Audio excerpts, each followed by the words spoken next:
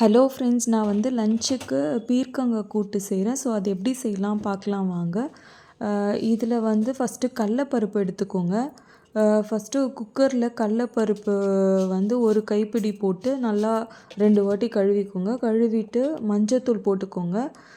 அதுக்கப்புறம் வந்து பூண்டு வந்து ஒரு முழு பூண்டு கூட சேர்த்து முழுகிற அளவு தண்ணி ஊற்றி விசில் கொடுத்துருங்க.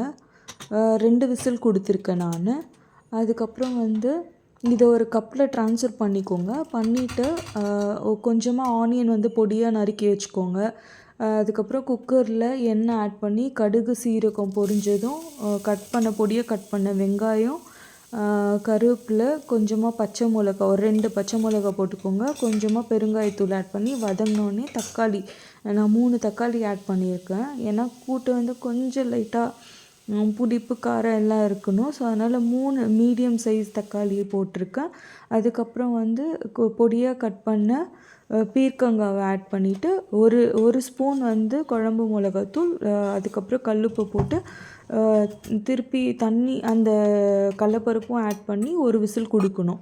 ஒரு விசில் கொடுத்து முடிஞ்ச உடனே அதில் வந்து தேங்காயை வந்து துருவி சேர்த்துட்டு அதுக்கப்புறம் வந்து கொஞ்சமாக மல்லி இலை தூவி இறக்குனிங்கன்னா அட்டகாசமான கூட்டு ரெடி.